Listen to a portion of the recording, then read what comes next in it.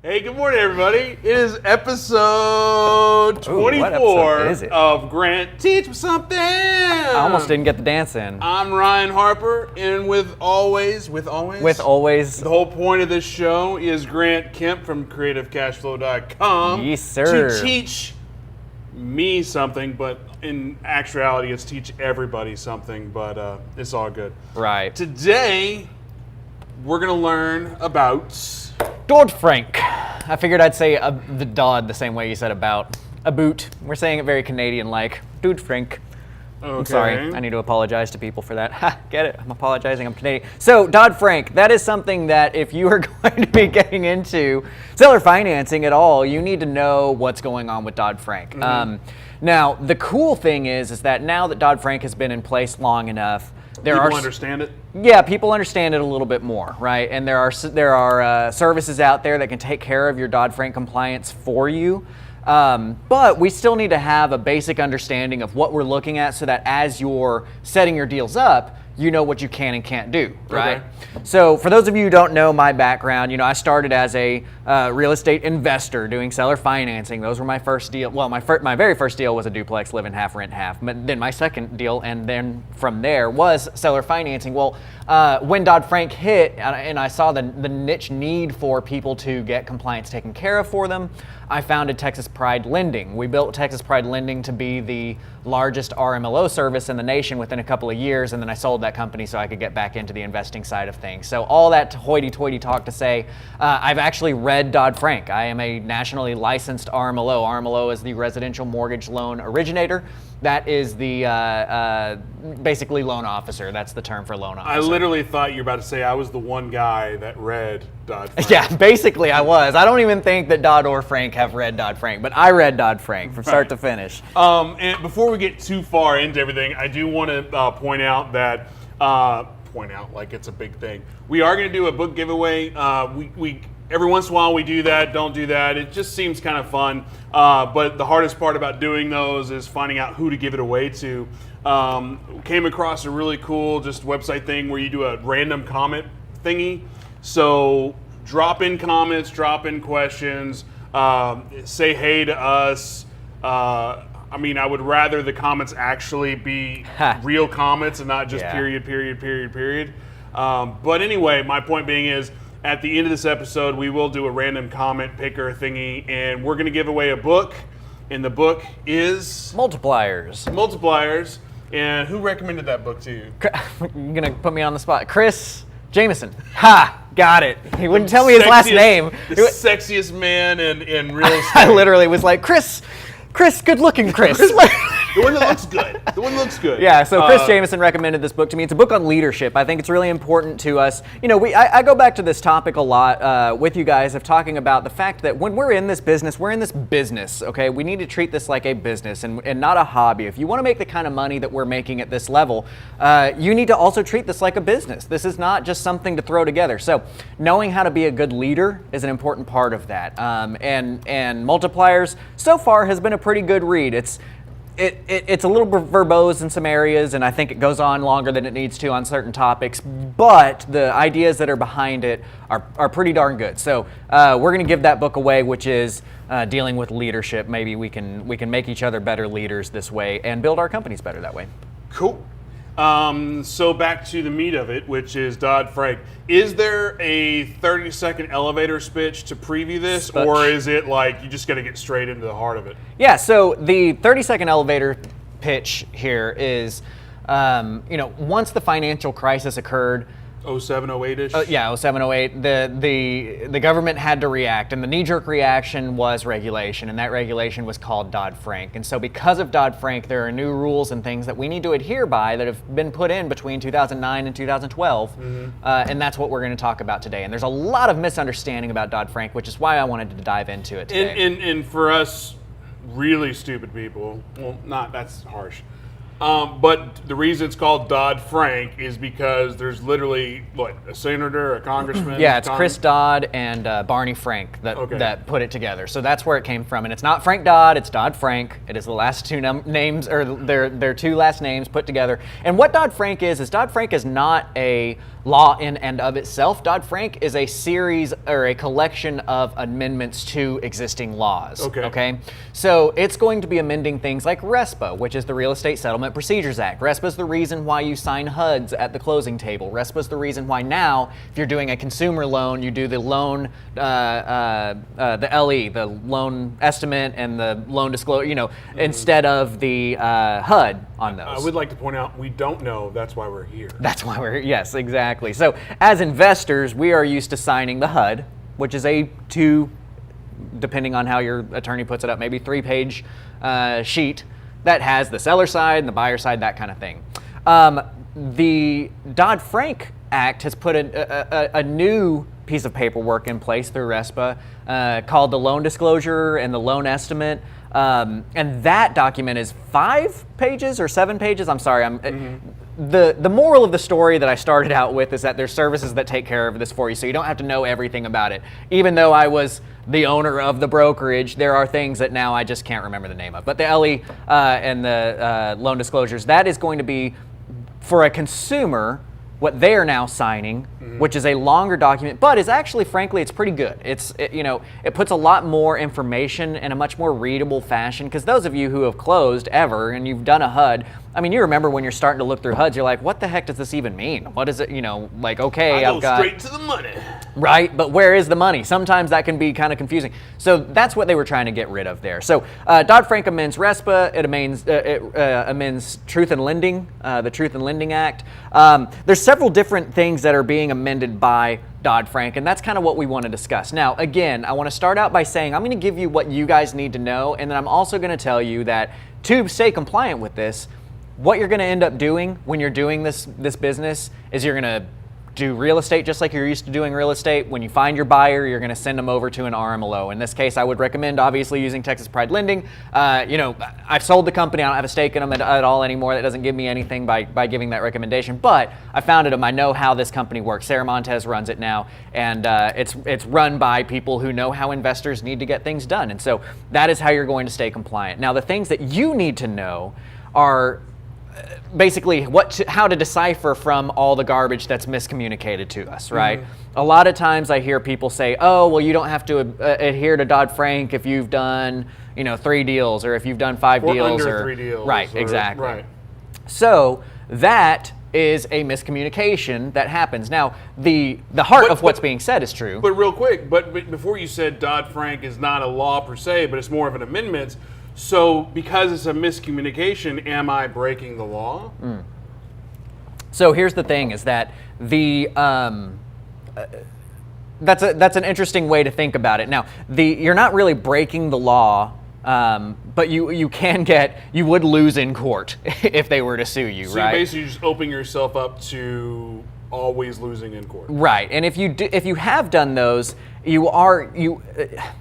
it's hard for me to say. I guess technically yes, you are breaking the law if you are past those thresholds and you're still not being compliant. You're out of compliance. But I guess it's a law. Here's another way, and again, I'm sorry if this is just way out of left field, but is it like breaking the law like a bandit sign breaks the law? Well, I will never, and similarly to bandit sign, I will never.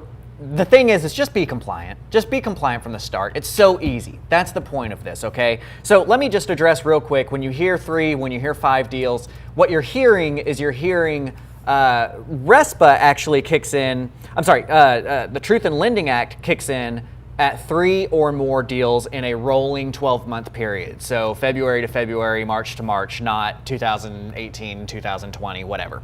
So if you've done or 3 or more, so starting at 3, that's when Truth in Lending kicks in. That's when you have to give the certain disclosures at the time of application and all those kinds of things. This is stuff that your RMLO will take care of for you, but you need to have those things sent out. So the second part of it is that the SAFE Act is what actually dictates who needs to be licensed to do a mortgage. I spit all over the place, sorry.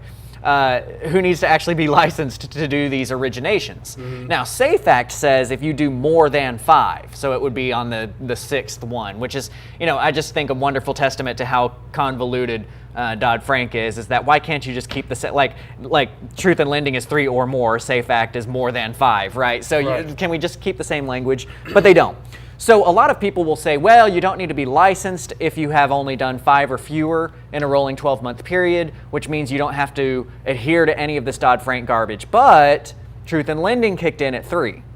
So you do need to give them their initial disclosures at the time of application. You do need to give them all of these other things that are going on. So technically you can do it while not being licensed, but there's other stuff that needs to happen, right? My stance is, and we talked about this in our note sales training that we did maybe 2 weeks ago or something like that, regardless of which number this is that you've done, if this is your very first deal you're ever doing with seller financing, run it through the RMLO. The fee gets charged to the buyer. The buyer is going to be the one that pays for that RMLO's service. And if you have a good loan with good paper, which means you ran it through the RMLO and everything is done properly that way, you are going to get at least 15 to 20% more on your note sale than you would if you didn't have that stuff. So I'm hearing all that, and I'm not listening to most of that.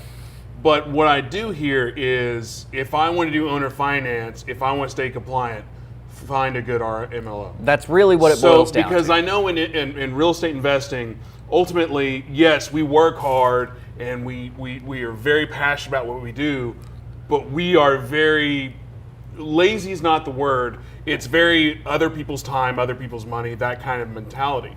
So when I hear all that, I'm like, well, shit, there's a lot of information there. Right. Can I hire somebody else to know that for me? And is that someone else the RMLO? It is, and especially when your buyer is the one paying for that service, it's a no-brainer, right? So your buyer pays for the service and you get a ton more on your note sale. It's a no-brainer to just get it done that way. Bryce brings up thank you for being more eloquent with the words here. It's civil and not criminal, which that is true, and that's why I'm having trouble defining with the word. Does that count as breaking the law if it's a civil case? I don't know. I just always called it not being in compliance, and we want to stay compliant. Matt Wheeler was talking about you literally spitting out knowledge. Nice. Well, real quick before we get too far into the board, just want to say good morning to everybody. So good morning, Miranda, Daniel, Trenton, Dominique, Matt, Tina, Bryce, Trenton, Matt, Yancey, Marquise, Robert, Ramon, Chris, Teresa, Mike, Joel, Gibran, another Daniel, Nora, Cameron. Anyway, hey, thank you so much. Oh, are you I done? Just spit. No, I'm just saying thank you for watching. This is cool. Man, come on now. I'm messing up. Anyway, I'm messing with you. The whole point of these episodes here on Propelio is to be as conversational as possible. Make sure you're asking questions. Make sure you're pointing out topics or comments, and that will help steer where we're going. Now that more people have joined in, I will say yet again, at the end of this episode, we will be doing a book giveaway for the book called Multipliers. So what we're going to do is just do a random comment picker. It's not us. We'll actually push a button. So the more comments you make, the higher probability you get in getting a book. Right. But I would prefer actual, real comments, not just, emojis. Unless they're heart fire emojis or pregnant women emojis. Those are fun. Anyway. So yeah, and one thing I want to point out, there was a lot of names there that I haven't heard from here. So if he called you out as joining in, we'd love to hear from you guys. So let's hop back in here. So in our compliance thing, right? I've harped plenty of times, look, just get the RMLO to do this work. But there are certain things that we need to know when we're building our loan to keep that compliance in place that we want. So one of the things that we need to keep in mind is that we want what's called a qualified mortgage, a QM, okay? This is what we're shooting for. The golden goose is our QM. If you have a QM, that is where you're going to get the most court protections if this were to go to court. So the way that it works, if you have a qualified mortgage, is let's say that let me preface that with something. So we want the QM. How do we get that QM? Well, that is through all the compliance things that we're about to go over and discuss there. Now, there's two different thresholds that we need to be aware of and what interest rate we can charge, because this is one of those other big miscommunications of what can you charge, what interest rates are and aren't allowed. And I hear a lot of people just say, oh, well, you can't charge more than 10%, or oh, you can't charge more than X or that. That's not how it works, okay? The way that it actually works is it's based off of an index called the APOR, which stands for the Average Prime Offer Rate. And that is released every Tuesday from the government. I'll give you the website here. It's FFIEC. I'll actually comment it right here. FFIEC.gov. You know, because I do learn stuff here at Grant Teach Me Something, I want to say that we've done an episode about that, right? The rate spread? Where we went over. Oh, yeah. Where that, I believe we were looking at how to figure out what somebody owed, and we looked back at their interest rate. No, because I remember talking about the APOR. Did we really? Well, wonderful. Let me look back here. It doesn't matter. We'll drop it in the comments later. Yeah. So we've got, so I just dropped it in, FFIEC.gov/rate spread. So the way that we are able to determine what interest rates we are able to charge is we are going to be charging whatever the prime rate is based on that APOR, right, plus a certain number, and we want to stay under that number. So to keep from convoluting all of these things, there are several thresholds. You've got just a regular loan, you've got a higher priced loan, and then you've got a high cost loan. I want you to pay attention to the word priced and cost, because if you pay attention to higher or high, you're going to get confused. So we want to be higher priced. That's where we want to sit. So let's run to the board and we can draw some stuff out for you guys to kind of point this out. As we're walking over there, I do want to, because I think we kind of went over the whole topic about, not topic, but we talked about the interest rates. And one thing, if you're doing these deals and you put out your bandit signs, you're advertising that you have a house for sale, owner finance available, first thing they're going to ask for is like, what do you want down? What's my rate? And that's like the first lesson you learn from Grant Teach Me Something, which is you can't say. Right. So you got to run them through the RMLO first. Yeah. So here's the thing: is this is going to be, and I want to hammer that topic here in a second, but let's go into. No. That's good. So APOR plus is how we're going to determine what we can and cannot charge. Okay, as our interest rates. So the way that we want to keep it, and I'm going to keep this simple for you, is that we've got a couple of thresholds. Okay, we've got high cost. I'm just going to throw cost here, and we've got priced, higher priced. Thank you. That really helps the visibility on it. It really does. It's surprising, yeah. So we've got higher priced and we've got high cost. We want to be higher priced, okay? So the way that higher priced works is it's going to be APOR plus 8.5, and you want to stay under that, okay? So that's kind of the easy way to think of it. Now there's other things that deal with this, but basically what it goes into is higher priced plus 8.5. If you get to 8.5 plus the APOR, that's when you start getting into high cost. That's what we want to stay away from. There's a lot of compliance stuff you got to do right here that sucks, and we don't want to do that. This is where we want to stay. Now, it starts at APOR plus 3.5. Okay? APOR plus 3.5 is where this threshold starts. APOR plus 8.5 is where it goes right here. Now, wait, sorry. So the 3.5 is a much better marker. That's where APOR starts? That's where the higher priced starts. So what's the APOR? APOR is going to be released every week. And that's a revolving number. It's a revolving number. Does it go up? It's very similar. Down 0.01? It's very similar to like Wall Street Prime, right? So how that number is going to change all the time. What is it usually at? Like what range? Well, so like right now, I think we're at 4.5 or something like that. We'll stick with 4.5. I haven't looked. So you know, in this like the about. Isn't that the the till day? Yeah. About 4.5% right now. As of 5/24. Yeah, whatever. 18. And we're somewhere in that range. Yeah. I'm not exactly sure. So we're around 4.5%. So right now, what you're saying is 4.5 plus 3.5. That's 8%. Yeah. Right So now. once you hit 8% on your mortgage to your end buyer, that's when you would be higher priced. You will continue to be higher priced until you do, what would that be? 13? 8.5 plus 4.5. 13, yeah. So once you hit 13%, that's when you would go into high cost, and that's where we want to stay away from. Now, so this is bad. This bad. We don't want to be high cost. And this is good? That's good. You should be higher priced. That's where you want to be. Okay. So in this example, we're talking anywhere from that 8% to 13%? Yeah. So we want to be in this range? Mm-hmm.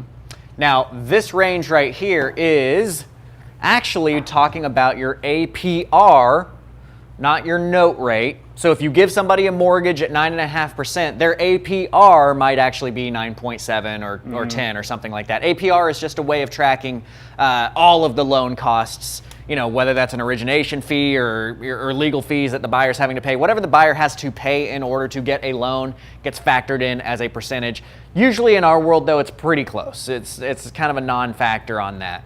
So you want to be under that 13%. So this is where I'm coming from, where people say, oh, you can't do more than 10, or you can't do this, or you can't do that. It's really based off of APOR plus something. Now, this is actually also technically going to change if you have a first or a second lien with your buyer. So in other words, if I have a house that's free and clear, and I decide to give that house to Ryan with a mortgage, his mortgage would be first lien position. Right? Because there's no other liens on this. In that case, this is still true, the plus 3.5, but you're actually going to start high cost at 6.5 if it's a first lien position. But I don't want you to ever give a mortgage to a buyer in first lien position, because even if you own the house free and clear, I want you to create a lien to yourself and then sell the property from that entity to your end buyer. And that's a callback to episode 1. Episode 1, the 2 LLC system. So in this system, so even if you're doing a wrap, then obviously you're not going to be in first lien position anyway. Right. And that whole situation would be second lien position. But even if you do own it, you want to create a wrap. You want to create a wrap. Yeah, so go back and watch episode 1 of Grant Teach Me Something so you can learn more about that 2 LLC system. So again, another nugget for you guys is when you're doing owner finance, it needs to always be a wrap. It should always be a wrap. That's what we're shooting for here. Is that a good way to look at it? Okay, so now we always want to be at that 8.5. That should give you plenty of room, right? 9.5% interest is basically the going rate. Or you want to be in that range? You want to be in this range. I'm sorry, APOR plus 8.5. So right now, today, we're looking in that like 8 to 13-ish range. If you are a higher priced mortgage, there are a couple of things that you need to understand, okay? So you want to be higher priced. This is where you want to be. If you are, go ahead. And to be clear, what we're talking about is what we are trying to, the rate we are selling at to our end buyer, who you are owner financing to. Correct. And again, I apologize if that is completely obvious. We need to make sure that we're making things obvious, so I appreciate you jumping in. The other side of that too is that all of this, Dodd-Frank, everything that we're talking about today only applies if the person you're selling the house to is going to live in the house. This is a consumer protection law. This is not, if they're buying this as an investment, throw all this out the window, none of it matters anymore. That's why none of this stuff affects us when we're buying our properties, is because we're buying these as investment properties. These are consumer protection laws, okay? So I'm selling it to Ryan. If Ryan is going to move into that house, that's when Dodd-Frank triggers. That's when we've got to do all of this kind of stuff. So if I'm buying your house, we're going to be down here, buddy. You better have a big down payment.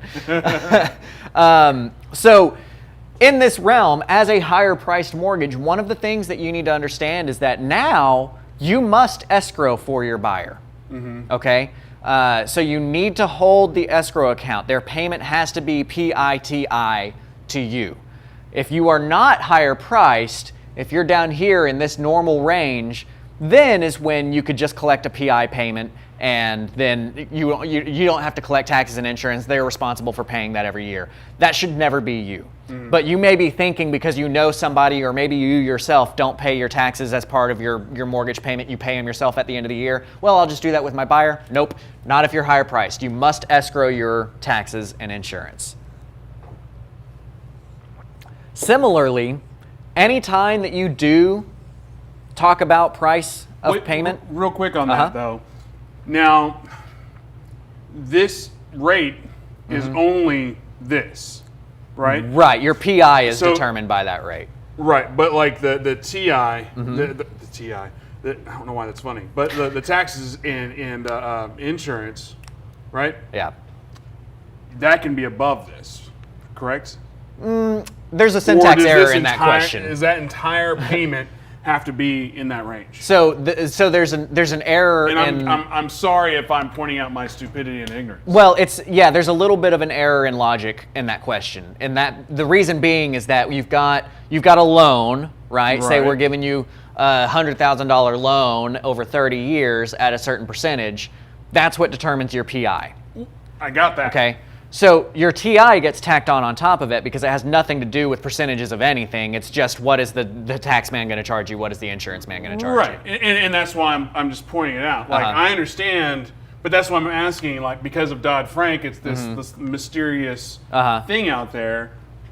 This side of it, do I even be concerned about that? Well, yeah, I mean, because you want to make sure if you're selling to somebody, they have the ability to buy the house. Right. Or they actually have the ability to make payments. And again, this is the interest rate that we're talking about here. Yeah. So I guess my short answer would be no. That it just I'm sorry has if nothing I to do with it that. in a confusing way. It's all, you don't have to apologize to me, right? We're all good. Right. So we've got the percentage rate that determines our PI, but we do need to include that taxes and insurance in all of their payment. Now, when we are qualifying them, and I think this might be more of where your brain was going on this side, when we're qualifying them, we do need to figure out how much of their income this payment is going to take up, okay? We need to figure out how much of their income this payment is going to take up. In other words, we're looking at what's called a debt-to-income ratio. What is their total long-term debt versus the income that they are making gross on a monthly basis? All right, so what we're looking at here is car payments, house payments, all that kind of stuff, including this payment. What is that ratio? So let's say that this payment, PITI all in, is $1,000, and they have 2 cars, and each one of them is a $500 car payment, and that's all the debt that they've got. Right. So they have on a monthly basis a $2,000 debt. Before taxes, their income, their gross income on their paycheck would be $10,000 a month. That would mean that they have a 20% debt to income ratio, okay? They get in $10,000, 20% of that is going towards debt, right? Now the big boys, the big banks, and this is another place that you hear a lot of miscommunications about, they have to stay at 43% DTI or lower to have that wonderful, beautiful thing that's called a qualified mortgage that we're talking about here. Real quick, just because you threw it out there. DTI, which is debt to income ratio. Thank you. I mean, I knew that. Oh, yeah, of course. Yes. I'm actually I think we're good to erase this if y'all are down with that. Point being, we want to stay higher priced, which is APOR plus 8.5 because you should be doing wraps. I misspelled income by calling it in. Nice. Now, the interesting just side note here is APOR plus 3.5 is where I said this started. Remember I said, hey, it's different if you're doing a first lien versus a second lien. It's a first lien is 6.5 versus a second lien is 8.5, which by the way, let me just side note this in saying this right here is one of the reasons why I recommend that you do the 2 LLC system. And we referenced that in video 1 of saying that we would address it later. Well, we're addressing it later. You get 2 more percentage points that you can charge people when you're wrapping a mortgage and they're on a subordinate lien. Now, real quick, subtle shade. And I'm not saying I've ever heard anybody saying this, but if a guru is ever like, yeah, you can charge owner finance, you can charge like 20%. Like, that should be a cue that maybe you should not listen to them. Right, yeah. I mean, really, our only limitation, honestly, is state usury. Here in Texas, I think that's $16.99. You should never charge somebody that. Now, here's the thing that I want to point out is even up here in this high cost, you can do a high cost loan legally and compliantly. It's just a pain in the butt, and I'm recommending that you not. So I'm recommending that you stay in higher priced, but you can charge all the way up to state usury and still be compliant and legal. You're just going to have to jump through some hoops to get that to happen. And the time that you're spending on jumping those hoops, maybe you spend on getting another deal. Yes. And one thing that I just wanted to reset our whole mind frame here of what we're talking about here is how to get a QM. Right? I broached that topic when we started. We want a qualified mortgage. That's what we're shooting for. So but earlier you weren't throwing out acronyms. A QM? Oh, come on now. Q. I have said qualified mortgage each time I said qualified QM. mortgage, but you've never gone like, hey, QM. Again, going back to another, it's not really a callback, but it's just an overlying theme in our episodes here at Propelio is, yes, you could do a lot in this business by just working it and grinding it and throwing it out, but to be taken seriously, you need to be able to work and know the terms, know the lingo. So clearly, if you hear QM, that's qualified mortgage. This is what gets you all of your court protections. And just for the record, I just went back and looked at our last episodes, and we have not done Dodd-Frank. We had talked about that one spot. We've never done Dodd-Frank. I'm talking about the APOR. Gotcha. Okay, good. I was worried. I was like, did I forget that we've already gone over this? Qualified mortgage. QM, qualified mortgage. Now, that qualified mortgage is what gets you court protections. So just to reset our brains, that's why we're talking about all of this, is how do we get our court protections? Don't you mean a CP? How do we, careful with that abbreviation, how do we get our court protections I have no idea what you're referring to. So, all right, so let's reset here. I think I broke Grant. You did, you broke me. Everything's wrong with me right now. The other Grant. There are two different Grants. I am Grant Kemp. Always make sure you know which one is Grant that you're talking about. So here we go. Higher priced mortgage. Higher priced mortgage. If you want a QM, you have to escrow.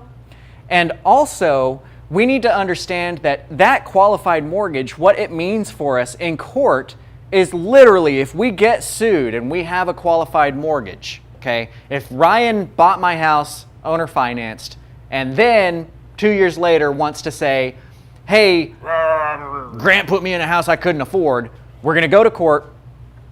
I'm going to present the judge with that wonderful underwriting package that came from my RMLO. Who's the third party? Who's the third party here? Who supposedly did neutral, all the whatever. Did all of the verifications of everything. On that underwriting package, there's going to be a beautiful front page that says qualified mortgage report, and it shows if it's a QM or not. The judge's going to look at that. They're going to say, oh, this is a qualified mortgage. I rule in the favor of Grant. Right? That's how that works. If you're not higher priced.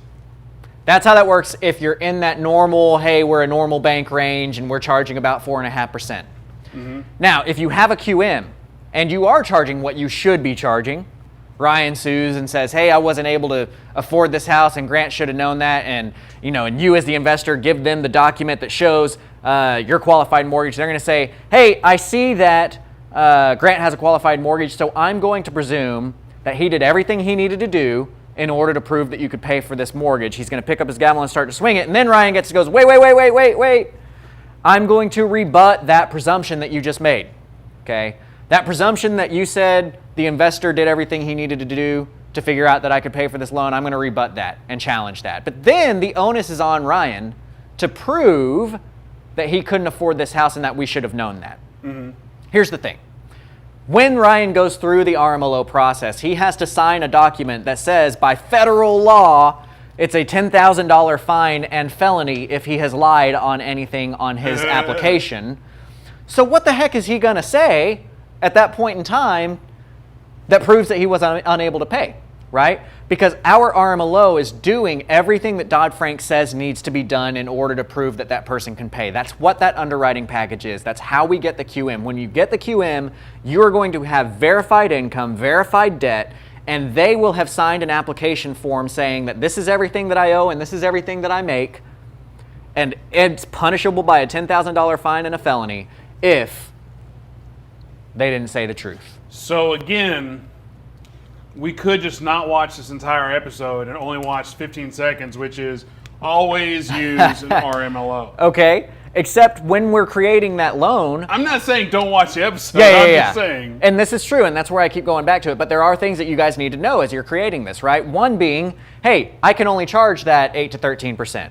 Another being, like I started to talk about, because these guys are just seeing if they're qualified. You're the onus is you're on the you lender to go, okay, what rate do I want to charge?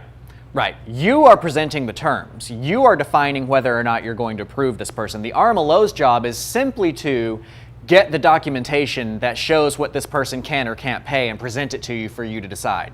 But you need to present those initial terms and say, like, hey, I want to do 9.5% at 30 years, and you need to know what's going to give you that QM to start with. For instance, debt to income ratio, which we just started talking about a minute ago. The big boys have to have a 43% debt to income ratio or lower in order to have a qualified mortgage. Well, here's the thing. Everyone watching this video, I'm sure, is going to fall under the qualifier of small creditor, okay? Go ahead and write small creditor up here, because this is going to be one that we're going to talk about for a second. As a small...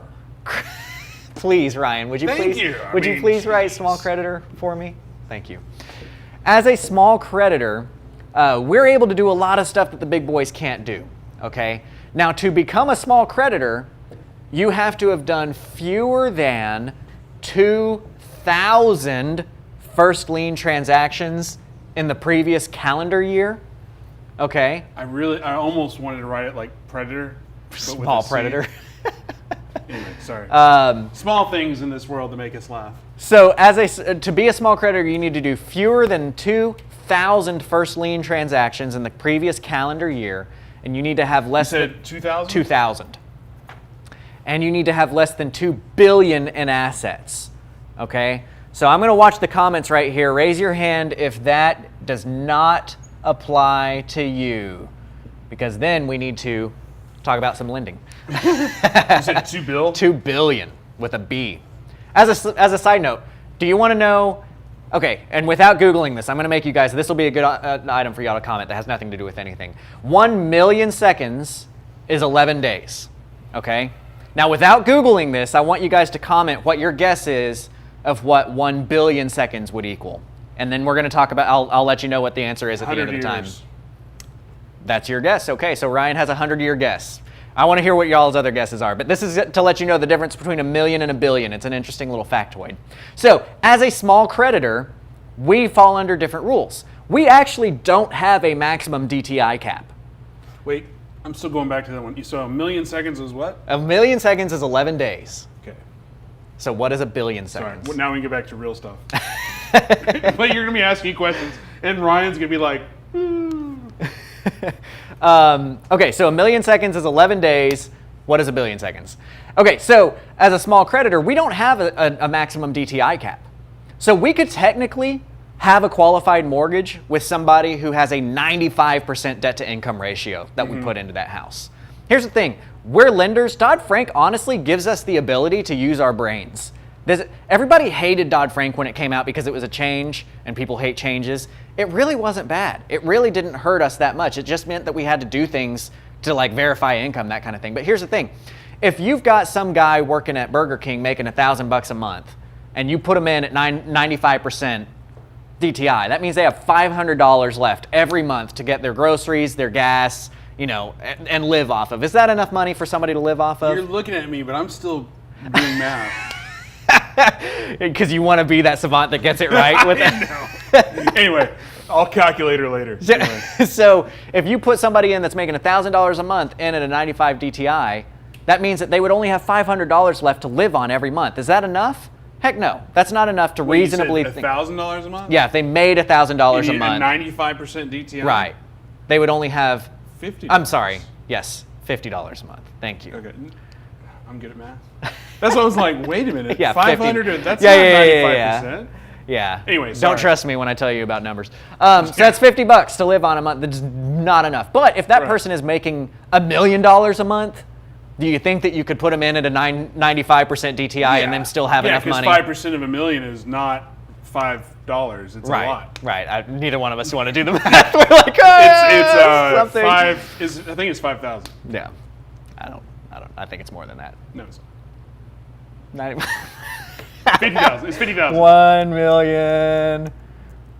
I don't know, whatever. It's $50,000. Okay, $50,000. That's enough money to live on is what I'm getting at. So you get to use your brain and still have a qualified mortgage. Our requirement as a small creditor to have a qualified mortgage on these types of numbers is that we quote, consider and verify. Now, is this annual or is this total? This is 2,000 in the previous calendar year and total assets.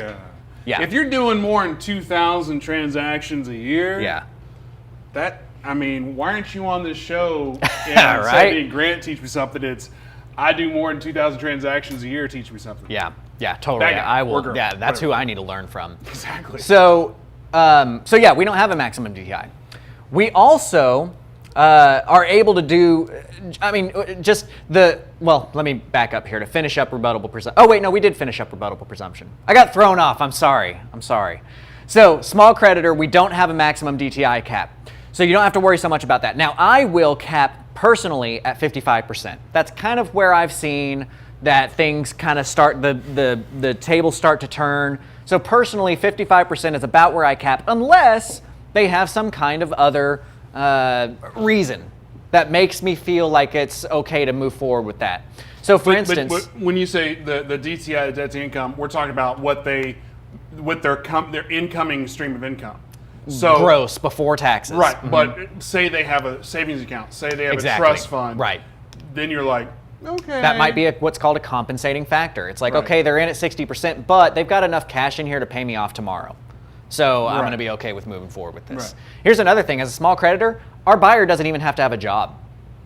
The big boys, they have to look and make sure that they're employed and have that income. We just need to see that they've got money coming in that's going to, you know what I mean? So we've got a lot of stuff that makes it a lot easier on us than it does on the Bank of Americas and those guys.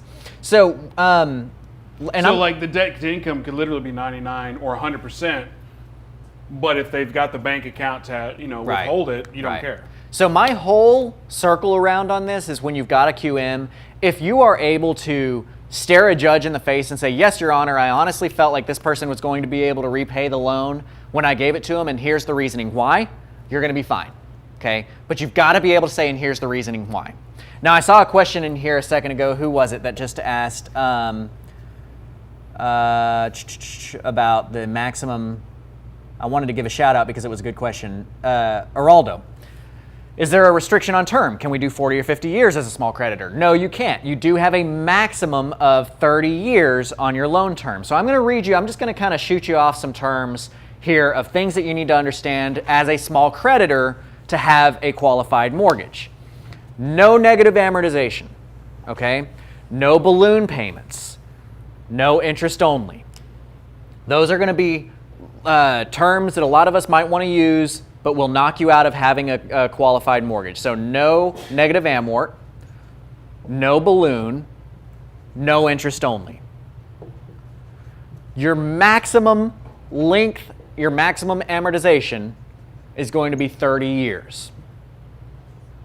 And this is all the stuff like we were talking about. Yes, use your RMLO, but this is the stuff that you need to know before you're even approaching your RMLOs because you need to know what you're looking at. I'm using my cheat sheet here to go off of. What you can't, real quick, let's break this down because I like to get really broken down. What is negative amortization? So a negative amortization, I just as easily just throw this one away because nobody's really using negative amorts and it's not something that you need to worry about. But basically what a negative amortization would be, this got really popular in California during the crash. Right before we definitely need to throw that away. Right before the crash. But basically what it is that you can accrue interest that you actually owe to the what is it? Oh my gosh, now I'm forgetting the best definition of it. Basically, you're accruing a lot of interest that you don't have to pay yet, but your balance, your loan balance is actually going up over time versus how, like right now with a regular amortized loan, you pay your interest and your balance is going down. Your balance would actually go up with a negative amort.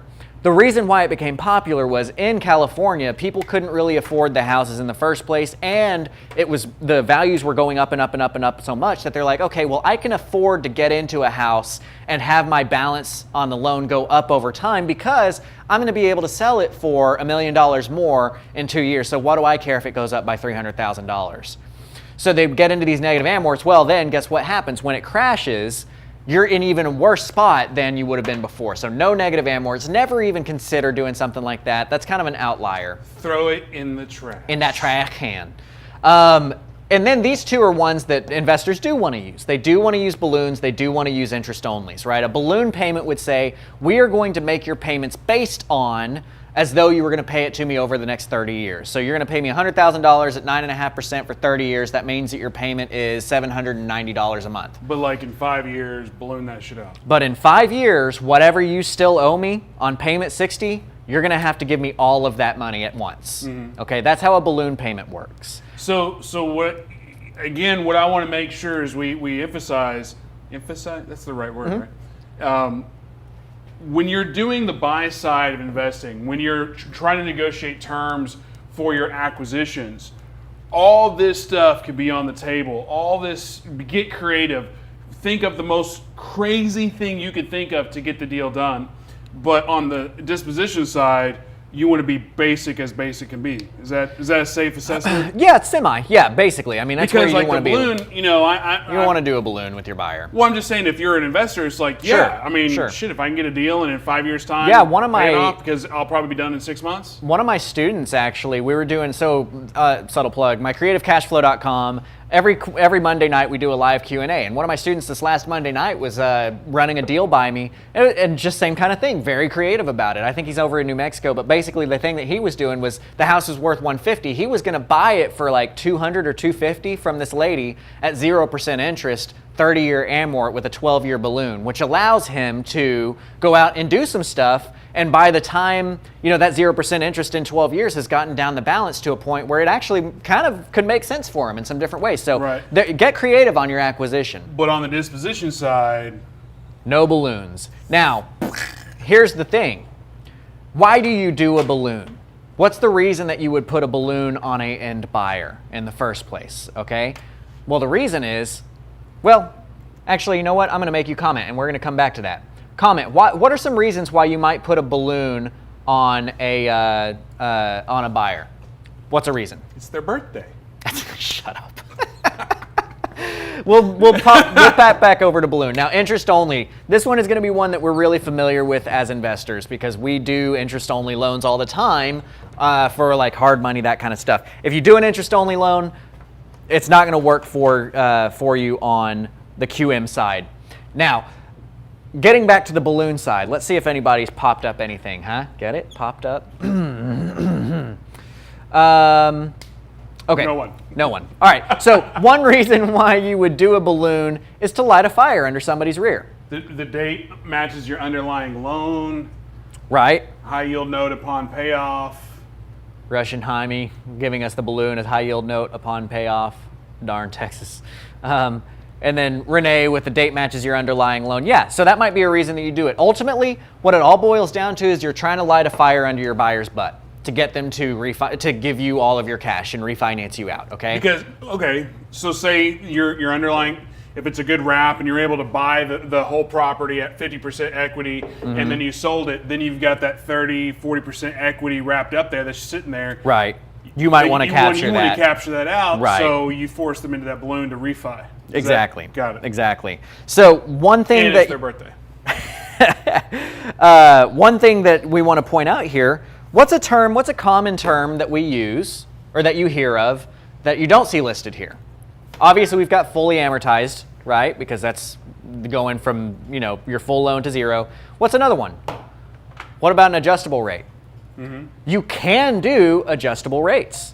So here I am. I'm turning this on so I can use my calculator, and then I forgot to turn off the volume. You can use adjustable rates. So if you wanted to do a balloon because you need to light a fire under somebody's rear to get them to give you all of your money at once, go ahead and use an adjustable rate mortgage instead. You are able to do ARM. Okay? So no balloon. That.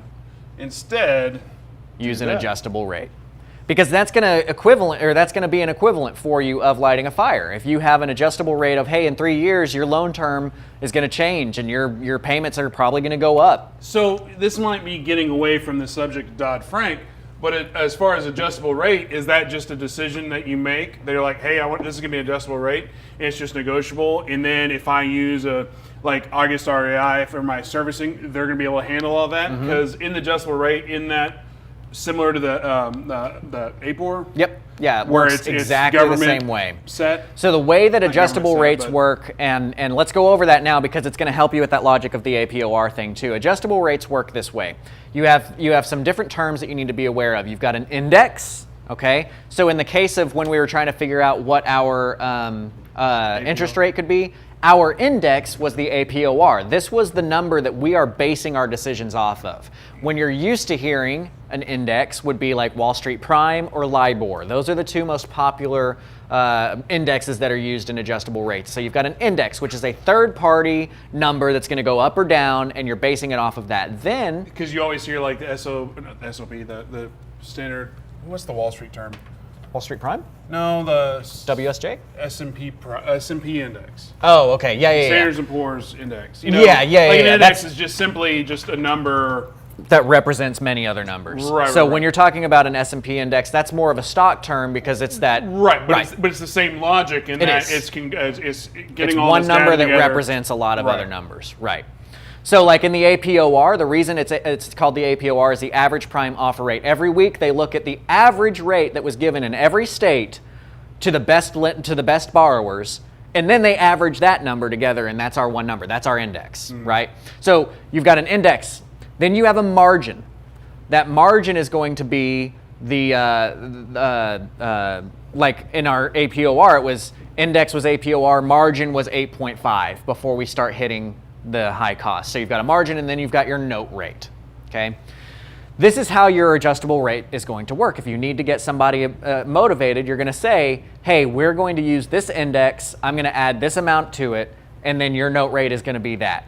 Now, there are some other complications to adjustable rates that I probably shouldn't spend the time going into today, as far as like you've got caps and saying each time your adjustment happens, it will never adjust more than 2% on your note rate, even if I could have charged you 7% more because the index went up so much, right? And then you have a lifetime cap that says no matter what, your rate will never be more than 7% more than it is today. So those are the two caps that you've got on that. But you can use your adjustable rate instead of your balloon to get them motivated to refinance you and still have that qualified mortgage. Now, on the note of qualified mortgages and the things that we need to know when we're approving somebody and putting them into our RMLO, if you decide to do an adjustable rate, you have to qualify them. Their debt to income ratio has to be qualified at their maximum rate in the first 5 years. Okay? So if you decide that you're going to do an adjustable rate with somebody, you have to look at what is the most that they could possibly end up paying me in the first 5 years and use that number as your debt to income ratio number. So let's say that we started them today with a 9.5% interest rate. And we say that they have an adjustment cap of 2%. So every time that we're going to adjust it, it cannot go up more than 2%. And let's say we're going to adjust it every 6 months, and the first adjustment is going to happen in year 4. Okay? Is that enough numbers thrown at you? So the first time we're going to look at our adjustment is going to be in year 4. That means we've got 2 possible adjustments, 4.5 and 5, that are going to happen within that 5-year time frame, right? If each one of those adjustments can be 2%, that means we start with 9.5, the first adjustment could go up to 11.5. The second adjustment could go up to 13.5. That 13.5% payment is the one that we have to use to qualify them when we are considering whether or not we feel like they can afford this loan. Does that make sense? Yes. Okay, good. So that But quick side question, and again, I think we're getting the weeds on something that's not really Dodd-Franky, but... Well, it is because that is defined by Dodd-Frank. But earlier when we were talking about when we want to stay in the range of high price and not high cost, what if the adjustable rate starts dipping into that high cost That's a really range? good question, yeah. So the thing is that the higher price and higher cost matters of the origination date.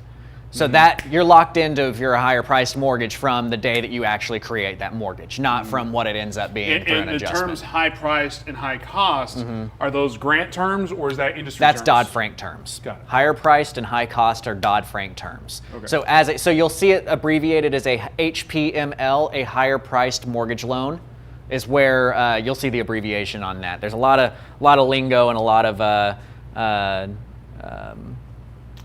Can I terms erase? there. Yeah, so we're good to erase that. Let me just check my cheat sheet here, make sure that we're going through. Okay, so like I said, income or assets, we just have to consider and verify as a small creditor. We don't have to actually make sure that they have a job or anything like that. Employment status, if you look at the general QM definition, employment status has to be included in the underwriting package as a small creditor. The words literally are no specific requirement. Simultaneous loans, we have to consider those. And then debt, alimony, child support, that kind of stuff needs to be considered. And then their DTI, again, as a large guy, is under 43%. And then here's the other thing. Credit history is for a general QM, for one of the big boys, is included in the underwriting. The credit history for a small creditor, no specific requirement. So you could have somebody with literally no credit and give them the loan. Or you could have somebody that has a 100 credit score and give them a loan, and you're still a QM. Your job is to consider it, right? You need to have tried to look for their credit, which you can use even if they have no credit. A lot of times we're gonna be dealing with people that only buy stuff in cash, except for their mortgage, so they literally have no credit. You can actually use a utility bill or something as an alternate line of credit, and even if they don't have that, that's okay, because we tried. Yeah, I believe so. I think we're done with let's go to the chair, we're done because with the board. standing is a lot of work. It is a lot of work. So let me just make sure that I'm hitting the things that I wanted to hit there. Oh, we've got one more big thing, which is advertising. Advertising can get tricky because I see a lot of people talk about... And by advertising, you're meaning how you're trying to find a buyer for your property that you're wanting to own. Yes, absolutely. Okay. So that actually falls under Truth in Lending Act. Okay, there's something called triggering terms that you need to stay away from, and the short and sweet of it is, when I'm triggered, the short and sweet of it is, don't include any numbers on your advertisements. So put bandit signs out for your signs, or put Craigslist ads up, go on Facebook, all that kind of stuff, but never tell them what the payment is going to be, never mention what the interest rate's going to be, never mention how much the down payment is, anything like that. One thing that we use in our office is the whole, you want to make sure that, when people ask those questions, well, how much is the down payment? You throw in words like, well, obviously, the better the down payment will determine the better terms. Well, I said that wrong, but you know what I'm trying to say. You can throw stuff like that out. Now, in your written advertisements, we're going to stay away from those terms that are called triggering terms. You can say something like low down payment. You can say low payments. You can use comparative words like that, but you can't put numbers on there. Just say, you can put numbers like it's a 322. But you can't, from my understanding, you should not use any numbers until you've gone through the RMA. Right, and that's where I'm going to get to. I just want to lead into that real quick. So I want to wrap up on this with the written stuff and saying, hey, don't put any numbers. You can put comparative stuff, less or lower payments. You can put your 322, your phone number, that kind of thing. Just say house for sale, dueño, a phone number, 322, and have them call you from there. Now, when you're talking to them, this is a point of debate as to how much you can and can't say. So this is exactly what you're referencing here. The safest thing, the absolute best right thing to do is not talk about anything, let the RMLO discuss it, because what's in the SAFE Act says that if you are originating a loan, that's when it requires the licensing at 5 or more than 5. The origination is defined by collecting an application for credit or discussing terms of a credit line with somebody. Now, the point of debate becomes, if you have been sending your stuff through an RMLO the entire time and they are the originator on file for all of these loans, do you ever hit that more than 5 number, right? So you would be able to discuss loan terms with somebody over the phone, discuss loan terms with somebody in person, because you've never officially been the originator of note, of file on there. But that, like you just said, that's the point of debate. That's the point of debate. And the whole point of, I mean, the right thing to do yeah. is to push it all off on the RMLO, which your RMLO may charge a fee for the the negotiation side of that. But that's the right thing to do. But at the end of the day, if you go to court, you're always going to be the big bad investor, right, unless you have the paperwork to say, no, I'm the good guy here. Right. Exactly. So that's how you want to address those things. So let's run through. Let's see if we've got any questions here. Well, I know earlier from the very beginning, Trenton had questions about.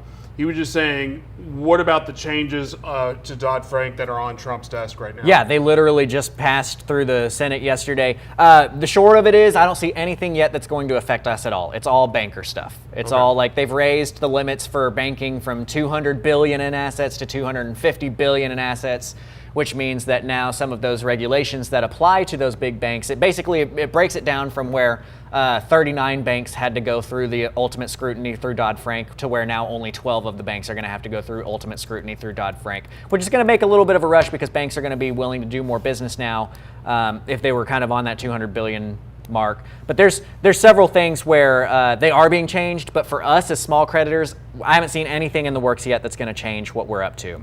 Okay, so we've got some guesses here. We've got 200 years. Daniel says 5 days. Wait, a million seconds is 11 days. How's a billion seconds going to be 5 days? Do you mean 5 years? Andre says 11,000 days. How many? I'm just going to write 1 billion seconds in years, and that's 31. Wait, am I supposed to say it yet? Oh, Andres was very close. Well, it's 31.7 years. 31.7 years. So you want to know the difference between a million and a billion. A million seconds is 11 days. A billion seconds is almost 32 years. Right. We want to be billionaires. I just want to point out that I said 100 years because I'm optimistic, and I like That's optimism? Cool. Actually, that's just wrong. You can't do math. Okay, limitations on terms. We got the answer of that. Max 30 years. No balloon. Where's the fun in that? Balloons are pretty fun. Yeah. Is there a restriction on term? Can we do a 40 or 50 years as a small creditor? I think we addressed that. Yeah, we addressed that. Araldo has a really good point that we need to address. I see properties on MLS offered with owner financing, but with balloons. Here's the thing. I haven't addressed yet. We went through. I'm encouraging you to stay as to stay as a QM because that's where you get your court protections. But guess what, guys? You're allowed to do a non-QM loan. That's totally your choice. If you want to do a non-QM loan, go for it. You just need to understand that you're not going to get that automatic gavel swing in your favor. If you do go to court, you're really going to have to fight. And just like you mentioned before, in court, we're the big bad guys, right? And obviously, in the real estate investing world, you are free to be the shady as shit person all day long. You are free to be the slumlord. You're free to be that person that, what's the word, other than being an asshole, but like selling owner finance notes to people with the theory that I'll get their down payment, get a couple of years, and then find a way to kick them out so I can get my house back. But that shouldn't be your goal. Your goal should be to find people that are qualified, get in the house, and move on to the next house. Because if Mitch Stevens been on here before, because that was one of the biggest questions of him was, hey, and you get your house back. He's like, you know what? After thousands of houses, it really plays out. Yes, the houses, some of them make benefits on, and some of them that you lose money on, but it's usually a wash. So, if you are that shady person that's going out there, is it proprietary? Not proprietary. What's the word that's right? Predatory. What's the word that's like predatory? What's the word predatory? If you're out there doing predatory loans with the thought, I'm going to get my house back. Well, fuck you. I don't know. Yeah, don't do it like that. Do the right thing. Always do the right thing. There's plenty of money to be made here doing the right thing. Excuse my language, guys. I know that it's Grant's show, but right. Araldo is right. So addressing the question of how much is an RMLO, it's going to be $850 to $1,000 depending on if you need their negotiations, their closing package, that kind of stuff to get on there. And the RMLO is going to be paid for by the borrower. So the way that it works is they're going to pay an application fee at the time that they actually go in and do all of that stuff. And then if it closes, they will pay the rest of the fee at that point in time. If not, last I checked, they weren't, you're not getting charged anything, at least not from Texas Pride Lending. I don't know, other people might require you to pay that out. So have you run our comment check? Are we going to find who wins this book today? I will shortly, but I just want to give everybody that last opportunity to drop in a comment, drop in a like, a heart, a share, whatever, tell me how sexy I look or how smart Grant is, because clearly Grant's here for the brain and I'm here for the sexy. Anyway, drop in those comments. We'll do the comment picker here soon. And while I'm waiting on that, I'll give us an opportunity to say, hey, real quick about Propelio. If you're looking for access to MLS comps, check out Propelio.com. If you're looking for off-market lead lists, check out Propelio.com. If you're looking to have an investor website that's just pre-built out of the box, drop in your phone number, drop in your name, Propelio.com. Also, if you follow us on social media, we're very active here on Facebook. We're trying to do better about the YouTubes and the Instagrams, Snapchat. I don't know if I don't have the bandwidth for that. I'm too old for Snapchat. You know what? Like I've never felt older. I mean, there's people like Donovan Ruffin, he's on it. Yale's on it, and they kill it. But we got too much of their stuff. I've never felt older than trying to figure out that interface. But follow us on those other social media platforms. LinkedIn, trying to do better. But biggest thing is we want this to be as community based as possible. So if you have questions, shoot it. Drop in a comment, drop in a message. We try to be as accessible as possible. As far as Creative Cash Flow, he just recently, no, just kidding. What's Creative Cash Flow plug? Yeah, CreativeCashFlow.com. Check me out. I mean, if you're interested in my teaching style and want to know things from start to finish with actual progress tracking and putting things in an organized manner from, hey, I'm going to sit down not knowing anything, watch all these videos, and then know